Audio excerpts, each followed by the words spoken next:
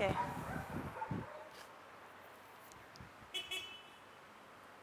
Creative Kokanuts.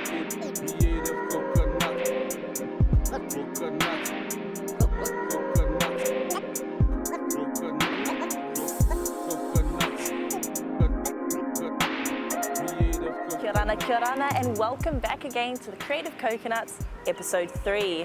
As promised in our last episode, today we're going to sit down in the studio with none other than Luther Berg. Here's a little background info. Luther Berg is a freehand Polynesian artist who runs Next Tattoo Studio here in Avarua. He's been tattooing professionally ever since he was 18, so he's been in the industry for quite a while now, building up a rather impressive portfolio of work. So sit back, relax, and listen to what he speaks on in this insightful and entertaining interview about his giant black panels of strength.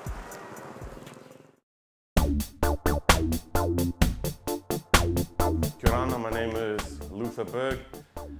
I'm a Cook Island tattoo artist. I specialize in Polynesian freehand tattoos.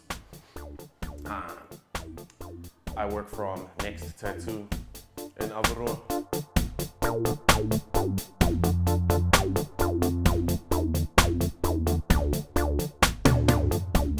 I done my first tattoo when I was 18. I'm 30 now.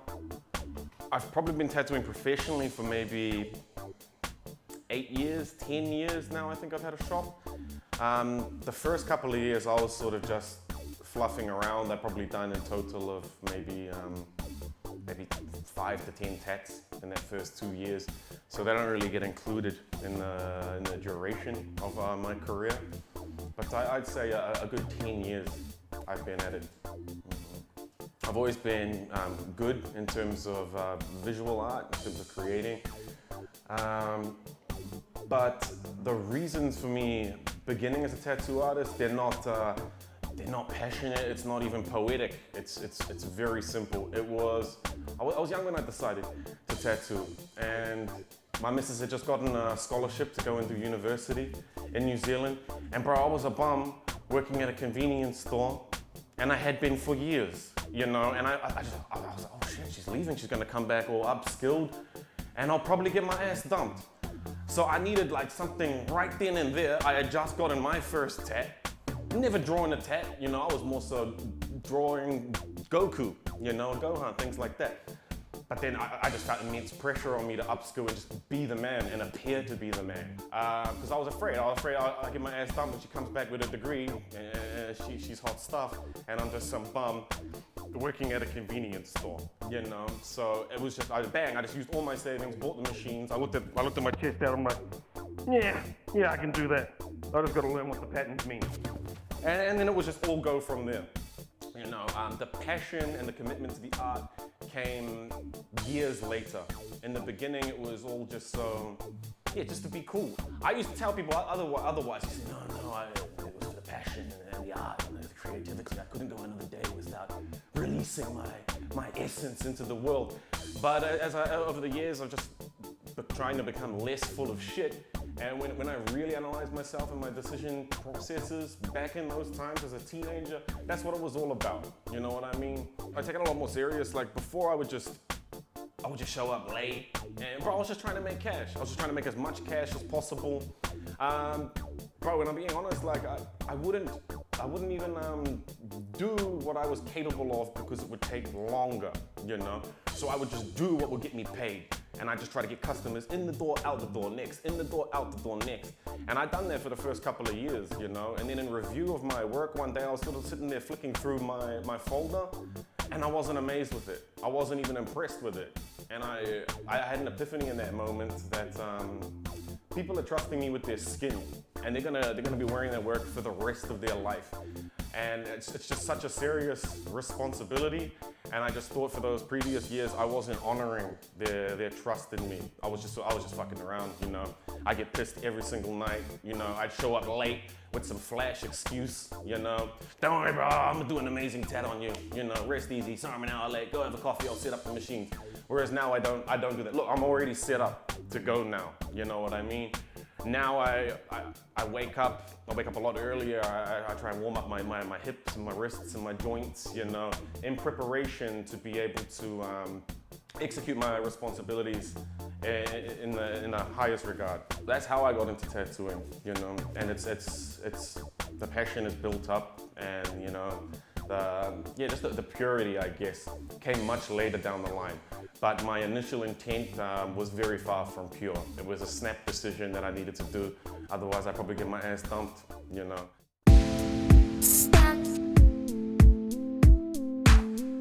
What's it like tattooing someone? It's a weird feeling, you know. You sort of suffer from like an inferiority complex, where I do, well, I'm speaking personally, of course, where you feel like you're not worthy, like, bro, like really, you're gonna trust me to like tattoo? Like, but I'm a professional, so I can't show these insecurities. I've got to sort of like, they're like, bro, do you know how to tattoo a phoenix? I know how to tattoo a fucking phoenix, but I'll be like, yes, I do, sir. Would you like to book in for next week, Wednesday at 11? And I've got to study phoenixes for that week, so that on the day, I'm honoring that client and his request, you know? So it's a weird dichotomy, you know, you experience, you know? So like, I cried, for example, when I done my first tattoo back after this quarantine thing. I came back and I done this tattoo on the bro, and just he's standing up, and bro, he's so amazed. Like, he's looking at it, he's like, whoa, bro, thank you so much, bro. And it's such a humbling experience, because I'm sitting there looking at him, you know, he basically bled for me for 5 hours and then threw hundreds of dollars at me. And after that traumatic experience, he's leaving the place broke and in pain. He's still full of nothing but glee and praise towards me, you know, and I just reciprocate all of those feelings. Like, he's, you know, praising me and giving me all of this thanks. I feel the exact same thing to him, and I don't shy away from reciprocating that verbally, you know. I have so much love and respect for anyone who just trusts me to tat them, because it's such an intimate experience. It's surgery. You're letting this dude who you don't know, you know, cut your skin basically, and put an idea into your skin. And I just try my best to honor that, draw it on their skin, and find something that looks really nice for them, you know. It's such a trust-based process, and it's so expensive. Like, you would never walk down the road, street artist on the side with a blank piece of wood, give him $300 and he'd go, imagine something nice and throw it on there for me. Here's what I want it to mean. No one would ever do that, yet people are doing that with me, with their skin forever, you know? It's the most crazy dynamic. I have no idea how this works, you know? Because it shouldn't, in essence, you know? Fly to a foreign country, meet some loudmouth Cook Islander, share your ideas with him, and just hope he does something that you're gonna like forever, you know? It's amazing. It's amazing. It's like, you know that feeling when you finish mowing the lawn and you stand back with your hands on your hips and you're sort of admiring your handiwork, and the 5:30 sunset sort of glowing gold over the freshly trimmed grass, and you're smelling its essence. It's like that times 1 million, okay?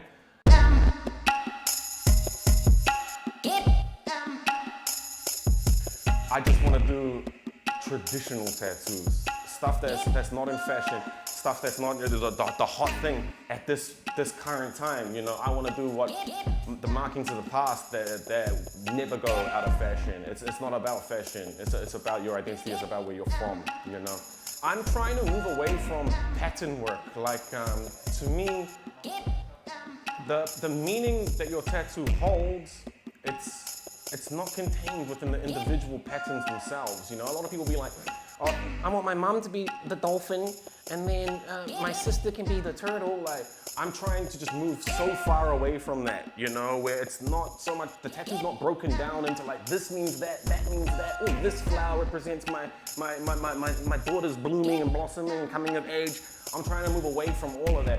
And in my mind, like, you attain your tattoo's meaning through the meditative thoughts whilst engaged in the pain of receiving the tattoo. That's where its meaning comes into play. If you want your tattoo to represent your mom, you represent her and you honor her by enduring the pain of the tattoo procedure, similar to how she endured the pain of the birthing procedure to bring you into this life. That's where the meaning comes in. She ain't the dolphin. She was the experience of receiving that tattoo. And that's where you get your meaning. It's the memory of the pain you endured to honor that person, you know? So I guess it's a product of me trying to move away from all of these little finicky details, you know? I'm sort of inadvertently nullifying the option for the client to sort of convolute the image itself with smaller details, weaving patterns, spearhead patterns, just a mix mash of all different patterns attempting to tell this story of family lines and lineage. I'm trying to get away from all of that and just smash in giant black panels of strength, you know?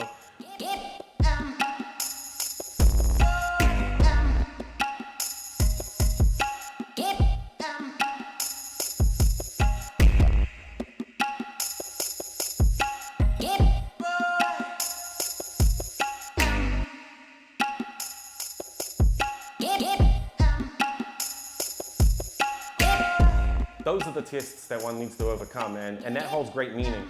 Not many people understand it because it is so new, and that's why I have to inject these structures so heavily into the public eye, so people can see that these simplistic designs look very beautiful, you know? And some people understand, like I done a heavy blackout band just last week, and the bro got this massive black band on his ankle. I was loving it. It was so simple. He just wanted a fat black band, and I just suggested, how about we chuck on 3 little ones underneath it just to split it up a bit, you know, just so it ain't a giant smudge. We want something else sort of supporting it, lifting it up. And he understood it. He just, I want this to symbolize like all the darkness and the pain that me and my missus have been through, you know, all the things that we've overcome over our years together, you know. And I'm like, yeah, see, you get it, bro. You don't need 12 different patterns talking about the 12 different challenges, you know. You just need a nice, bold, simplistic structure, and you will attain your meaning through the meditation that is existing in your mind while engaged in the process.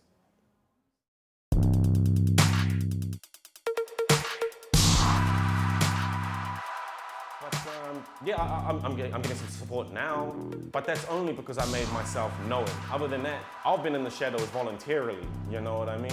Just a small business trotting on by. So I don't have any angst or hard feelings towards government. They don't even know who I am. They don't even know what I do, you know? I never expected anything from them, you know, until they had the dishing out these grants, you know. I used that as an opportunity to sort of officiate my business so that coming out of this COVID-19, everything's above water, and yeah, just getting a bit more professional, and yeah, just trying to do things the right way. Because I never have. Like my whole life, I've always just been like a little rebel idiot, you know? I mean, I never had a warrant of fitness, never had an annual license, we never put, you know, no brake lights, no mirrors on my bike. And in my brain, I'm like, that shit's cool. Like, don't tell me what to do, you know? And then I'll get fined. Probably I'll just screw up the fine, throw it in the bin, be like, not paying it. Now what? What's your next move? And I've done that for years. Until one day my missus put the pressure on me. She's like, why don't you just go get your license and go get your annual license and your warrant of fitness? And I did. And for the first time, I like approached the checkpoint with glee. And that had never happened before. It's always like, nah. And then I'll sort of like deviate my course and sort of go around them. Or I'll welcome the argument with the cops, because I'll know like, I ain't gonna pay your fine anyway, bro. Let's talk, let's chat. Chew up 10 minutes of my day, you know? But driving through that checkpoint, when I was all officiated and everything was all above water, it really did make me, it felt good, you know? It felt good doing the right thing, you know? And I'd never done that in my life. So having this opportunity to become an official business, you know, yeah, basically a member of the economy, really. I wanted to seize that opportunity, so that from this point onwards, everything's sort of above water and functioning as it should be. Give better loans to small businesses to start them up. For example, I could have pissed around with just a shitty tattoo machine for years, struggling to make that next leap into being a bigger, better tattoo studio that brings in more people. Whereas if I was able to cop a decent loan and I was able to get these UFOs in the beginning of my career, bro, it would have been booming a long time ago, you know, because this is like $1,500, you know what I mean? It's so expensive. But I can see now how the quality of one's capital can really uplift that business and push it into that next realm of production, you know? And then you just have more of a value to yourself, to your family, and then into the economy as a whole. So these small little startup loans will have a huge effect. It's like an investment into the future. You're not gonna see it straight away, not even all of the businesses are going to successfully rise to the occasion. Some will fall to the side, but it's not about them. It's about that percentage that does take that next step and blow up, you know? And government can really help that. And they will really see the benefits to the economy as a whole once these little businesses on the back roads and hidden away in the shadows start to realize their own potential, you know? Sometimes like it's just a dude could get a flash screen printing machine and that could take his business to the next level, you know? They really do need that sort of stuff. Another thing they could do is subsidizing like the creation of local art, or like free exportation from the Ba'in or from the outer islands to the main islands. If you go around and you look at like some of our main stores, some of our big shops, bro, none of it is from here. I ain't gonna mention names, but my missus used to work for a big shop, and her job one day, she was on all these barrios to say, Cook Islands, printed all over them. Her job was to cut off the Made in India tags. And that was absolutely everything in that store. There was not one item that was made locally. Not the island shirts, not the woven hats, nothing. You go down to the market, you can tell which tangaroos are made in Bali. You can tell which pates have been carved in Bali by some giant machine that just farts them out. You know what I mean? If the government was subsidizing these local creatives, it's gonna really push all that bullshit to the side and give upliftment to the locals. And when they do that, you save those art forms from dying. Bro, it's a bunch of mamas weaving these rito hats out in Manihiki. Do you really think these guys aren't supported, that these skills and these cultural practices are going to long endure into the future generations? No, it's just gonna die off, you know? But we won't see all these, we don't see it. We don't know. You don't know what you got until it's gone, you know? So it can be helped in many different ways. Even limiting the importation of these bullshit products. Like if we can make it here, and it's like an ancient, some sort of imitation of some ancient artifact or relic, you know, they should only be produced here. There's no reason why we should be outsourcing those responsibilities to carvers in Bali, because we can do all that stuff here. But if these avenues are supported, we're gonna get more people walking that path, you know? And that's only gonna be good, you know, for the individual creators themselves, and also the economy as a whole. Yeah, you support anything, it's gonna grow. It's gonna reinforce. It's gonna become stronger. It's gonna become more stable. You know what I mean? I think it is already a huge part of the tourism economy. It's not something that's separate from it. It's fueling it. You know what I mean? It's not as known. Like it's hard to understand. It's like the artistic community is filled with just tiny businesses that are all sort of scattered around, sort of doing their own thing, and it sort of just goes unbeknownst to the government in terms of what role they play. But you don't know what you got till it's gone. Trust me, you take away all the musos from all of the bars playing, all the string bands, you take away all of the little craft stores, all of the little barrio stores on the side of the road, selling arts and crafts from their home. You take away all of that stuff, and tourism, the face of tourism, is gonna look a whole lot different, you know? But these things aren't known to government, and a lot of the time, artists in particular, they're artists first, and business people second.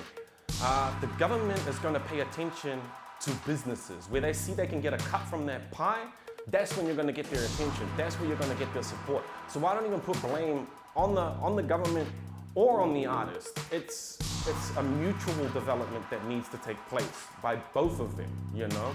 Artists are usually far too concerned with their art and honing the technical skills of their art to exert effort towards like business management skills, you know? So these things go hand in hand if you're wishing for it to grow and develop, you know? So I think with support from the government in terms of like business management, like classes, Kickstarter, loans and things like that, they could take these small businesses and just push them over into that next level where they truly do expand and grow and unite with other businesses, and then their presence is going to be known. They don't stand out as much as like a restaurant does, or a hotel does, or a glass bottom boat tour company does, because they got huge signs, you're seeing queues of people, they have social media, they have a louder voice, you know? But artists don't. They're very scattered and dispersed. and they're sort of just trotting along, you know what I mean? Like I did for so many years, you know. So I can see that same plight that other artists are trudging on through, you know. But I do think with support, of course, these small businesses can grow. Their value towards government can be seen, and they can just have a much, more of a foothold in terms of their place in the tourism economy.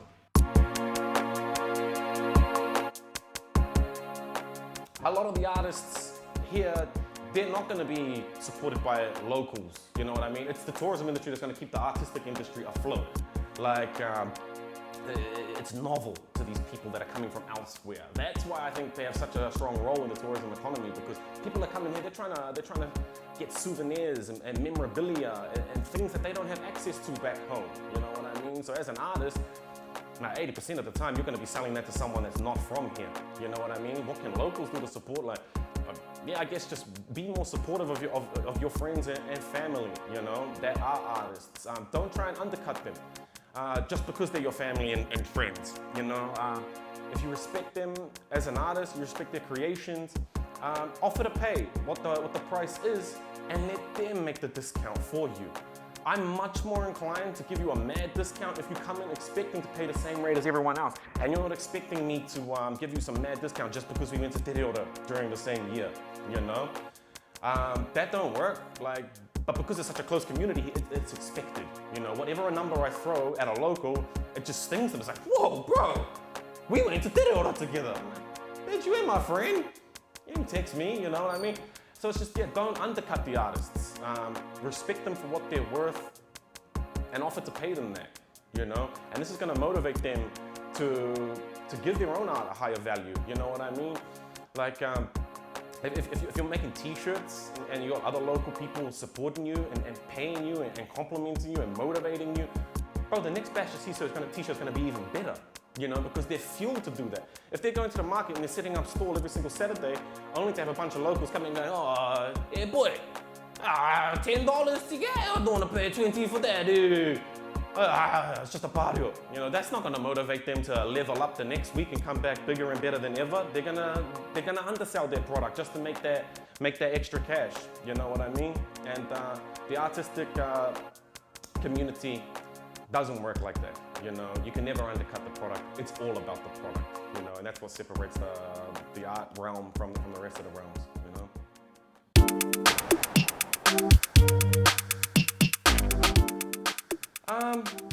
Yeah, just do you.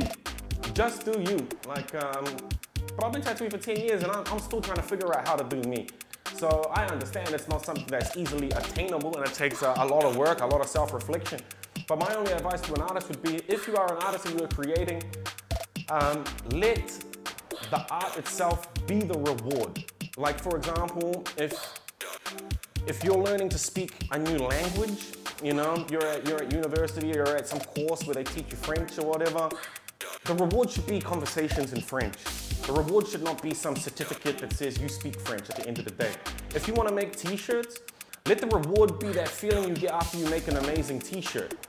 Because the second the reward is monetary or financial, that becomes the end game. That becomes the goal. So you're gonna start undercutting your product just to make more money. You're gonna start buying inferior materials. You're gonna start buying inferior paint. Because the goal now is not to make an amazing product. The goal is to make something cheap and affordable and up your profits. You know what I mean? And you're gonna fall to the side. You're gonna fall to the side, and the purer artists are gonna rise to the top and stay at the top. That's how art has to be, you know? That's how art has to be. So never undercut the process or the product.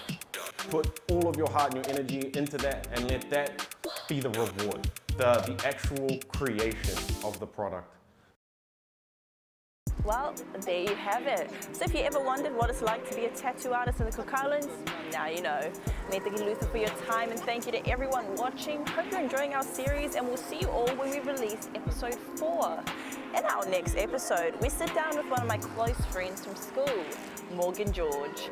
Now, in school, Morgan was always known as the art girl, and rightly so, because she was always doing something, somewhere. And although her style of art isn't really the expected norm of arts in the Cook Islands, it is incredible. You'll just have to see it for yourself when we release episode 4. So yeah, thanks for watching, and until next time, I'm Tiana Haxton, signing out.